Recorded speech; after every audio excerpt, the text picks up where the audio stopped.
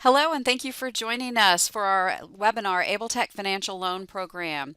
I'm Kimberly Berry, teacher of the visually impaired with AbleTech, and joining me is Shelley Gladden, a program manager. Shelley is going to explain how AbleTech partners with the Oklahoma Assistive Technology Foundation and BancFirst of Stillwater to provide financing options with low interest and flexible repayment terms.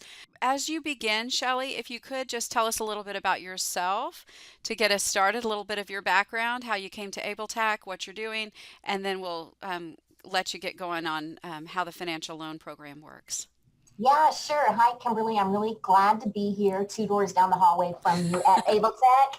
But I am thrilled to tell you about the financial loan program. I've been with AbleTech, I think, for almost 8 years, managing the financial loan program, assisting with smoke alarm project, grant projects that we have. Oh gosh, I dabble in a bunch of different stuff. Hearing assistive technology, we just do whatever we need to do here at AbleTech to make sure people get the resources that they need. Mhm. But I am recently became program manager over the state level activities for AbleTech, and financial loans falls into that. So I'm really excited to tell you guys about this program. I was going to mention you also have your hand in going to our State Department of Education trainings, so Oh, our teachers will recognize you from that because you always come to those and you always talk about hearing and usually talk about the funding manual as well as this. So we're glad to have you. And yeah, thanks. tell us how this financial loan program works. Yeah, absolutely. The state financing program, where the financial loans fall under, some key words that we kind of use variously in different places. But one of the key state level activities for AbleTech is to help individuals gain access to and acquisition of assistive technology. One way that we do that is through state financing activities that support the purchase and acquisition of assistive technology through financial loans or other initiatives that directly provide AT or assistive technology to consumers at no cost using dollars from non-AT Act sources or saving consumer money when purchasing AT. That's So a that's mouthful. a big mouthful. So basically, we help them get that assistive technology in their hands, whether it's through the financial loan program or through other grant activities like the smoke alarm project, where they're getting assistive technology to keep on their own through funds through the FEMA grant or other opportunities like that. And then we also provide financial education through this core component of our state level activity. Mhm. So the financial loan program is a low interest loan that provides individuals with disabilities or those who have a dependent with a disability the opportunity to borrow funds for the purchase of needed assistive technology, all with the goal of helping individuals live, work, and learn independently. Why is this program so important? I think we kind of know that, but I still think it's worth saying that this is a population of individuals who do not easily have access to financial products to purchase needed assistive technology. And if they don't have access to financial products, such as a bank loan, they likely don't have access to the assistive technology. So it was created to kind of help fill a gap and a void to help people get what they need. Distribution of federal funds and state match funds. This slide is going to talk about how we created this program to begin with. Each state that received Title III, telework, or state match funds 15, 16 years ago had to partner with a community-based agency to maintain a loan program to help people purchase assistive technology. Oklahoma, through AbleTech, received $1.7 million of total funds over a 4-year period to start the financial loan program. We have to partner with a community-based agency that the requirements of that community-based agency is that it has to serve all Oklahomans, all disabilities, all ages, and with the mission to provide assistive technology. There's a lot of nonprofit organizations out there that provide a match and a mix of some of these four base requirements, but there wasn't one that provided all of those four core components. So we created the organization, the nonprofit organization, Oklahoma Assistive Technology Foundation. We refer to as OkAT or OkAT. It was created to meet that particular need that AbleTech needed to have that nonprofit to host those funds for the loan program. OkAT is managed by a nonprofit organization served by Oklahomans with disabilities. It's a board of 9 individuals.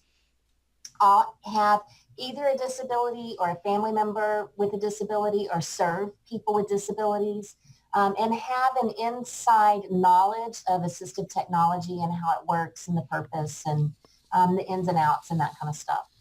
The financial loan program is intended to help people purchase assistive technology, which we know that definition is any item, piece of equipment, or product, whether acquired commercially or off the shelf, modified or customized, that is used to increase, maintain, or improve functional capabilities of individuals with disabilities.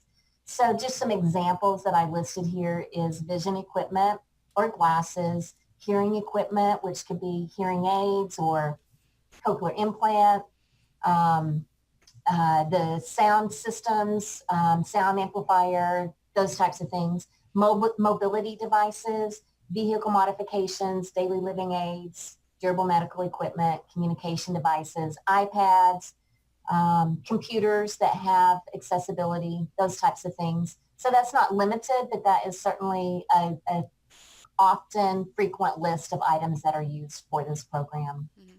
And what would you say is most commonly loaned, and what would be like the least or least commonly purchased with the financial loan? Right. So absolutely the most common by a long shot is going to be hearing aids for adults, while the loan program services anybody of all ages or their dependent. Definitely hearing aids is the number one item for people, adults, because that is an item that there's not a whole lot of funding sources out there for. There's definitely some resources for kiddos or people of the school age, but once you reach adult age, the resources become a little bit more limited. And modified vehicles is another common one that's used for this program. And that's kind of a complicated algorithm, for lack of a better word, because the traditional bank lender for a modified vehicle, they lend based on the blue book value of a vehicle, right? So if you went to borrow funds for a Ford F-150, the blue book value is $15,000, and they're not going to loan funds over $15,000 for that particular vehicle. But once you add modifications to it, such as a wheelchair lift, hand controls, whatever that modification might be, it adds value, adds a cost to the vehicle. And so a lot of traditional bank lenders won't lend above and beyond that original $15,000. So it kind of puts people with a disability needing that modification in a little bit of the pickle in being able to get the funds that they need to finance that. So do you have people that will get the financial loan for assistive technology just for the modifications from us, and then go ahead and get the regular vehicle loan from a bank? Or do They you always kind of do it together? Yeah, no, they absolutely, we cost share and look at all kinds of ways and opportunities to help share that cost that's going to be the best match for the consumer. It may even be the case that Department of Rehab Services will pay for the modification of the vehicle, but not the vehicle itself. So they may come to us for the financing of the vehicle for the low interest rate, while Department of Rehab Services pays for those modifications. Okay. Yeah. So it sounds like it's pretty flexible, figuring out Yeah. what exactly the client needs and what other financing options they have. So, Right. I will tell you another really fun loan that we did.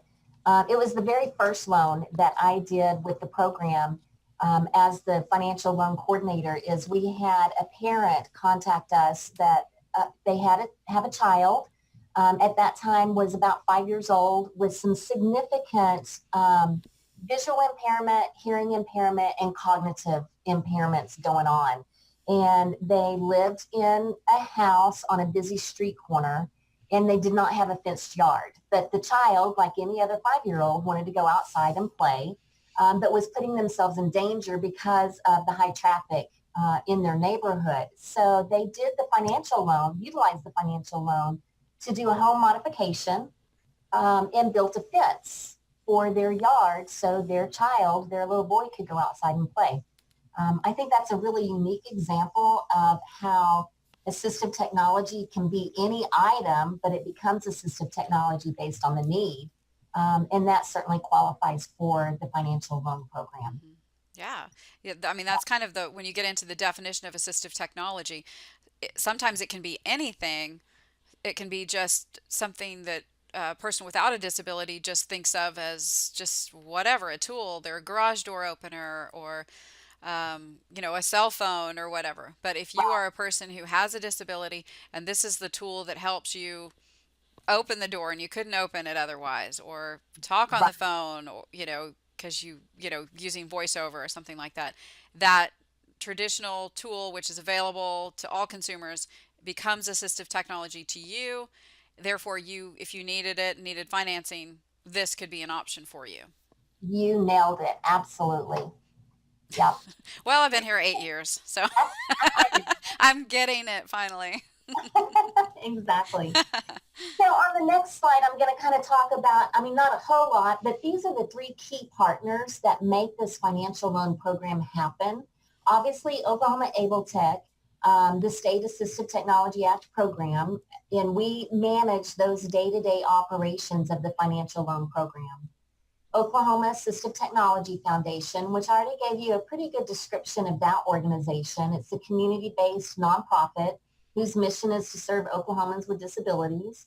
And then for a number of years, we've utilized BancFirst of Stillwater as our banking partner. And they provide so much to us, not only the guarantee loans with modified vehicles, but just their wealth of resources and information and knowledge and banking background that they bring to us and their expertise.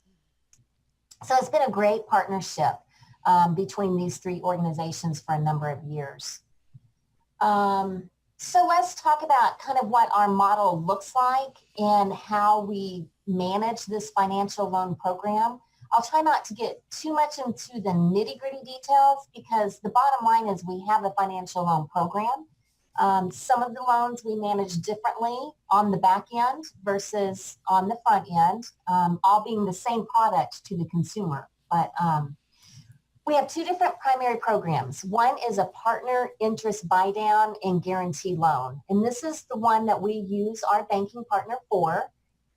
The consumer does not qualify for consumer lending terms, but will be considered with a guarantee loan. That was a little wordy, and I apologize for the mix-up of those words. But basically, we partner with BancFirst to help the consumer qualify for their terms to receive the equipment that they need.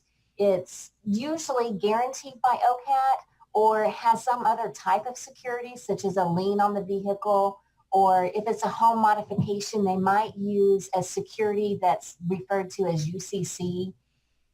They all have an interest rate of 5%, and we have a maximum repayment term of 60 months on that loan, so up to 5 years. It does include some fees from our banking partner and some application processing fees that the bank applies. We do expect them to maintain those same products on their loans.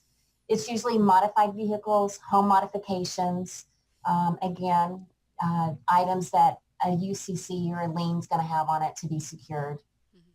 The majority of our loans, however, currently is a direct loan model. And that is loans that are managed directly from my office. They're unsecured loans of any amount, managed in-house. They have a fixed interest rate of 5%. We still have the maximum loan term of up to 60 months. But one thing that we do that we felt was important to implement is no application fee and no processing fee. So truly the amount that the consumer borrows is the amount of the check that's written directly to the vendor for that product. Again, it's usually hearing aids, vision equipment, computers, medical equipment, those types of things. Mhm. Still anything, but that's the common direct loan items that we do. So when you say for the first, especially the partner interest buy down and the guaranteed loan, so the consumer has possibly gone to the bank and applied, and they didn't meet the bank's strict terms. They didn't have the credit score, whatever they needed. So how is it that OkAT and AbleTac are able to, you know, have more forgiving terms? Yeah, so and we'll in a couple of slides we're going to talk about what our qualifying terms are. But basically, we will review that application on OkAT and AbleTech's qualifying terms, which is a little bit more forgiving intentionally because we're working with a population that has a disability. And so they usually have some direct related financial um, outcomes because of that. Maybe they've had to file bankruptcy because of their medical debt, or maybe they have some outstanding medical collections on their credit report, and that's really impacted their credit score, or even their debt to income ratio.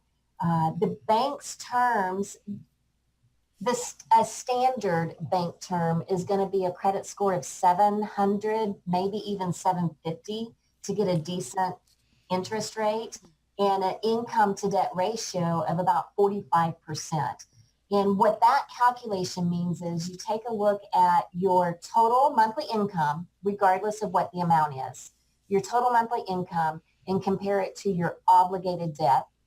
Your obligated debt is going to be mortgage, credit cards, loans, things that you are obligated to repay, right? Rent is also included in that calculation because you do have to pay rent, whether you have to pay for a roof over your head, whether it's mortgage or rent, right? Don't want to forget about figuring that in. Exactly. So, the banks are have some pretty tight criteria that they have to follow for justifiable reasons. And then again, some of those financial dings that they might have related to their disability might drop their credit score to the point where they're being offered products like a 23% interest rate or something really astronomical. Hmm. So that's where we come in to help provide that lower interest, more affordable, more qualifiable products in collaboration with the bank. Hmm. Yeah.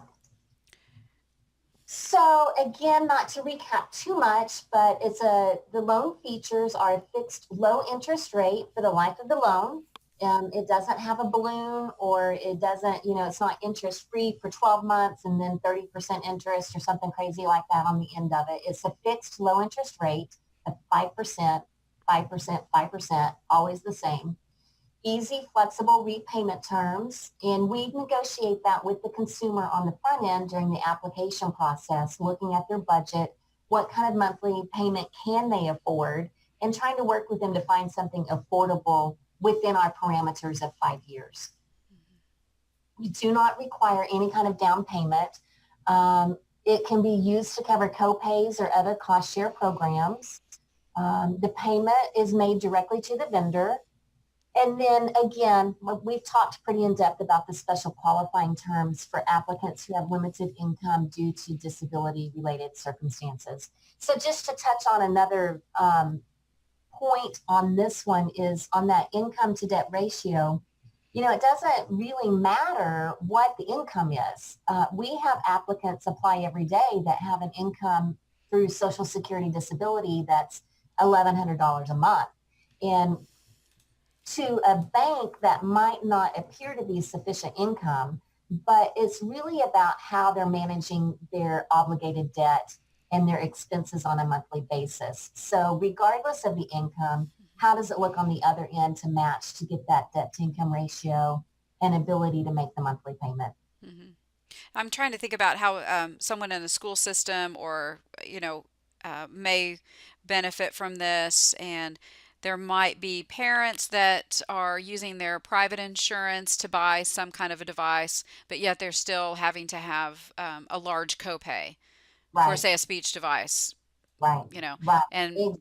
they are getting their insurance to pay for it, but there's still that amount. So this might be something that educators could refer their families to if there was Right. a What we break. see a lot of is parents purchasing a modified vehicle for their child that's school age. Or again, like you just said, that copay or that out of pocket to insurance. We do a lot of loans for $1,000, 1,500. That's just covering that copay for either, the cochlear implant insertion that they have, or the $1,500 copay for a wheelchair or something like that. Right. Okay. Sounds great. Definitely. So I kind of hinted to this earlier in regards to the qualifying terms for the financial loans. And this, what you see right here, is the process that we go through, that we look at when a consumer applies. We do pull their credit report, and they need to have a minimum credit score of 500 or better, which is pretty forgiving. As I mentioned earlier, a traditional bank lender is going to look at 700 to 750 for a credit score. So if you've had a bankruptcy, like, will you still have a 500 credit score? Is that possible? It gets a little, it could be possible. It could absolutely. We qualify a lot of loans that have a previous bankruptcy and they still meet that minimum credit score. Absolutely. Okay. Yeah, especially if there's items on their credit report, not just bankruptcy, but even collection accounts. There's been some changes with the federal credit reporting agencies that if it's anything related to medical, it does not have as much of an impact as non-medical collection accounts and in general negligent accounts. Hmm. And I wasn't ready to quote this off the top of my head, but a new regulation was passed a year or so ago where medical claims have to wait a 90-day waiting period before they can put that account in collections. Um, with the intent of giving enough time for insurance companies to pay and collect on and that type of thing. Hmm. In the past, if it wasn't paid on day 31, medical accounts were going into collections when it was perhaps misbilled or still waiting on insurance funds or something like that. Yeah, I could have had a big problem with that last year when I switched from a regular plan to the health savings account and didn't quite, was a little behind on going online and getting those bills paid. So I could see how someone, especially if you were in, this was just my negligence and getting those bills paid. But if you're having some financial difficulty, I can see how medical debt could very quickly Right. drag you down. So, Yeah, exactly. yeah. Exactly. And especially if, you have a diagnosis that does require a lot of doctor's visits and hospital stays and surgeries and things like that. Hmm. So minimum credit score of 500, and then I mentioned the maximum debt to income ratio of 50%. And I think we already pretty well covered how that's calculated. The general ability to make the monthly payment. So we will do a monthly expense sheet with the applicant to look at what their total source of income is, and then look at their kind of budgeted monthly expenses, just to see that they do have enough money at the end of the month to make the monthly payment.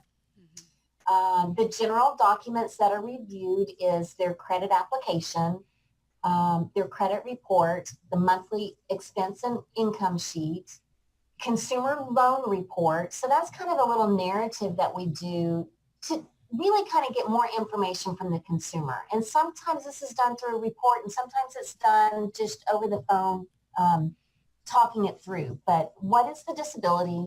What's the assistive technology requested? If you've got some past adverse credit items on your credit report, let's talk about it. Let's get some explanations and some better understanding so that we can present a whole picture to the board, so that they can get a real grasp of the financial situation of that consumer, especially if there are some negligent or adverse items on their credit report. Hmm. And that gives them a little bit more of a chance to make their case where it might not look as good on paper. They are able to explain it and you're able to take it to the board and, Right. you know, Explain So it. all of that is typically done within 5 business days. Our goal is to take an application to the board within 5 business days. So as soon as we receive an application and we feel confident that we've collected all the information that we can, then the OkAT board does meet and review all of those applications to make a decision. We have kind of had an increase in volume of loans over the past year. So the board has given us some permission to do some fast track processing. So remember those original criteria that I said a lending institution, a bank would typically look at, a credit score of 500, debt to income ratio of 45%. The board has given us authorization to go ahead, if they meet that standard criteria, no adverse debt, all the criteria is the met, debt to income ratio of 45%, credit score of 700, then we can go ahead and fast track approve them without having to wait 5 days for the board to review that and make a decision. That definitely has kind of expedited the application process a lot and helps people just that much quicker get the assistive technology they need in their hands. So what happens once they're approved? Once they are approved, we're going to mail all of the loan documents to them, which, by the way, almost all of our applications are processed without even meeting the consumer face-to-face. It's done by phone, it's done by email, it's done by fax. Again, we're located in Stillwater. We serve the whole state, and we serve a population that can't probably easily get to our office. So it's all done remotely. So a lot of our clients do have a disability. So hearing is a big one, and sometimes even speech is sometimes an issue, and foreign languages. So how do we handle it when we have a call with someone that we need some help communicating with? Right. So we have a lot of resources at our fingertips. If they are challenged communicating on the phone, we we can help them get some assistive technology like a caption phone. But besides all that, then sometimes we'll resort to the mail process or email process.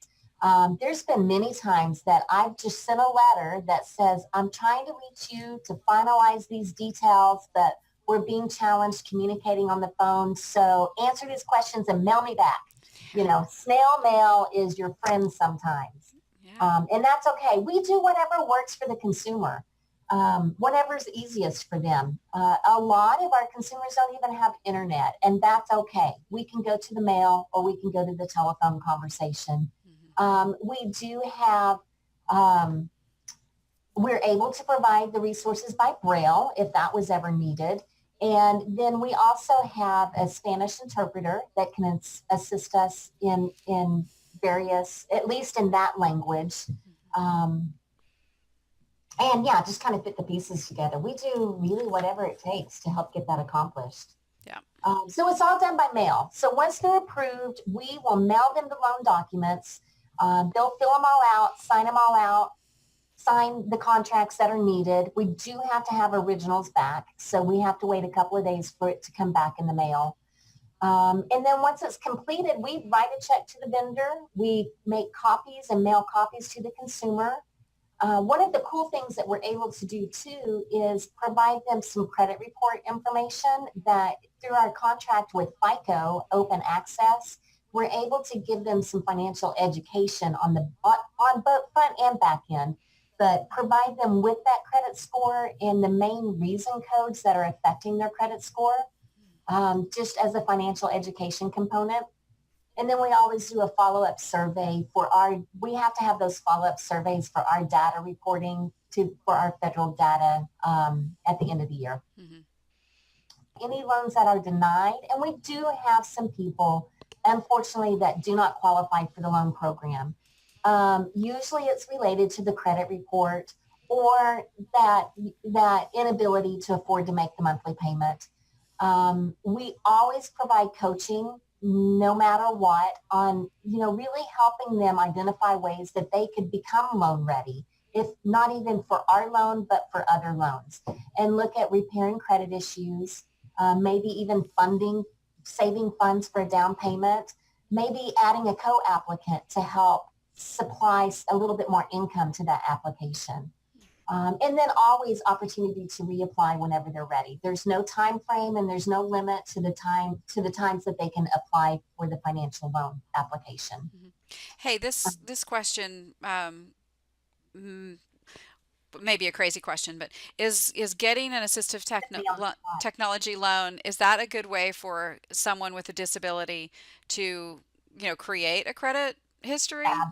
Absolutely. Yeah, absolutely. And that is part of one of the grants that we have and I think it's a couple of slides down, is in regards to our financial education and our financial resources, that doing a loan for this assistive technology, I've seen it with my own eyes, pulled credit reports before the loan, and then pulled a soft credit report for financial education after the loan's been paid in full. And they have, I mean, there's lots of parameters that go into that, a lot of dynamics that affect your credit report, but even just paying a loan in full has made tremendous impact on their credit score.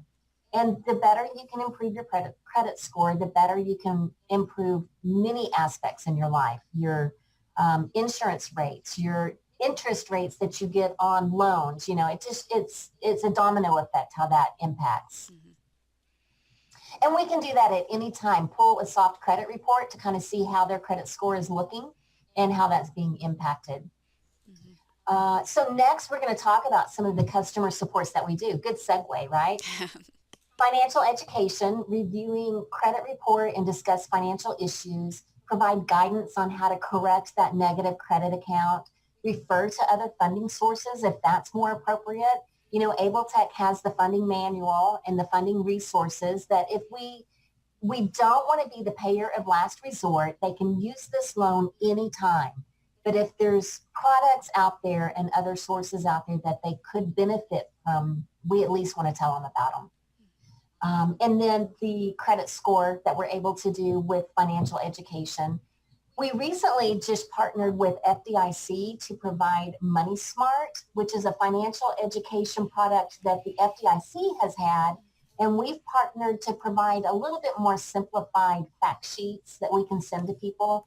And they're pretty topic related, like how to dispute an item on your credit report, how to create a monthly budget, some pretty specific things like that when we process an application, when we see that they might need some more information on, we provide that to them. Hmm. I was wondering if something like that would be useful for educators who are serving the students who are about to graduate, those in Yeah, transition. Would that be something good for them to share? yeah, definitely. I know a lot of schools do have some type of financial education that they have, but Money Smart with FDIC, they have a lot of really population driven modules. So they have one for older adults. They have one for people with disabilities. They have one for adolescents or school age kids. So yeah, it's a great resource. If you haven't tapped into their website, you should, because it's really some good information. Hmm. This is a list of some of the things that are specific that we would send out to some of our applicants, just to give you an idea of what those look like.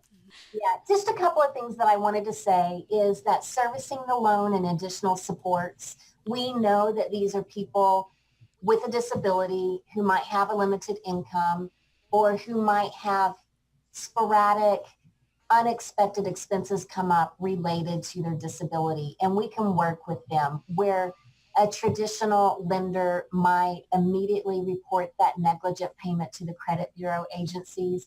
We're going to be able to work with them a little bit on that. Provide a rescue payment if needed. Renegotiate the loan terms or let them skip a month's payment and just tag it on to the end of the loan. So we can work with them in a variety of ways because we have that flexibility to do that. If it does in fact go into a default, then we do want to protect the funds involved, and so that may include repossessing the vehicle. That may include sending an account to collections if it was not paid just because they didn't want to make the payment.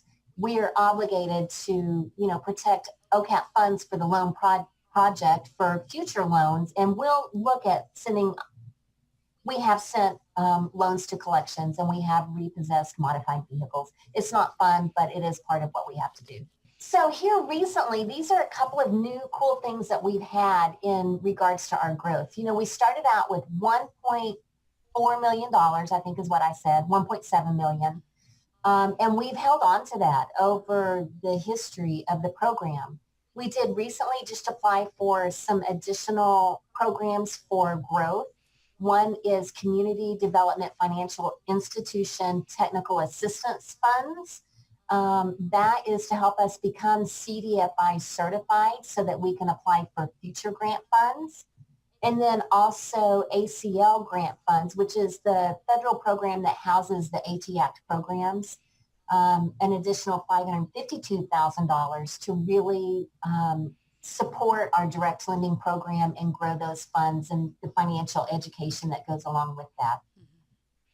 So look at this next slide. This is cool. I'm going to try to kind of summarize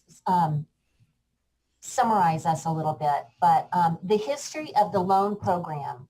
Since it began, we've done 1,235 loans for a total amount of $6,972,000. Isn't that cool? To start out with 1.7 and to have turned it over 6 times, basically, to do $6.9 million worth of loans. And I think that shows that you must have had good clients that paid their bills. Right. It's been a successful program in that way, or you would have been eating into the principal all of this time. Exactly. And I think the OkAT board really gets the big, applaud to that, because they really do make conscious decisions on the loans that they approve. So then a quick little growth in the past year and a half that we've had. Fiscal year 18, so this was October to September 30th last year, we did a total of 82 loans. So a total of $434,000. I started on the right side of the screen. On the left side of the screen is what we've done for this fiscal year. So from October 1, 2018 to February 28th, last week, we've done 77 loans and $329,000 worth of loaned dollars, which is really cool. I mean, we've been working hard and really trying to develop the loan program. And I think those numbers right there show what we've been doing. Now I know what you've been doing in your office with the Yeah, door I shut. know. Right. Exactly. Let's see. I threw in a few little program evaluation and data numbers. I don't think I'll spend a lot of time on these because we're already pretty extended, but you can see, this is cool. The loan, if you see that 5% down there in 2018 loan loss rate, we're doing loans to people that the traditional banking lender sees as a risk and won't provide a loan. We're providing loans to those individuals, and our default rate is 5%. That's huge. That means that 95% of our loans are being paid in full. A risk worth taking. Definitely, and it's a population who needs served. So yeah, it's a very, very worthwhile program, I have to say. Exactly. And then just customer satisfaction, I think, is very telling based on they're just so appreciative of offering this product. It shows in our customer satisfaction. And then this map is pretty cool. It shows the counties that we have reached across the state, and then the ones that we added just in the fiscal year of 2018. I think that's really about it. Easy to apply. We have a PDF version that's on the website, or we can mail it, fax it, email it, return it by fax, email, or mail. And then soon we're going to have an online application to help people apply a little bit easier. All right. So thank you so much, Shelley, for joining us. This has been extremely helpful information, and we definitely appreciate it. So Shelley's contact information is there. Again, she's AbleTech Program Manager. You can reach her at 405-744-4254 or shelley.gladden@okstate.edu. And if you are an educator joining us, I wanted to let you know that there are our archived webinars available. This one will be archived and it goes on our AbleTech website, okabletech.org.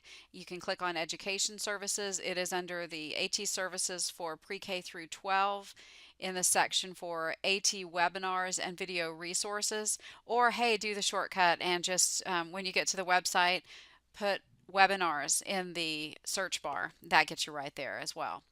Gotta love a shortcut. Yeah, a little shortcut. We love those.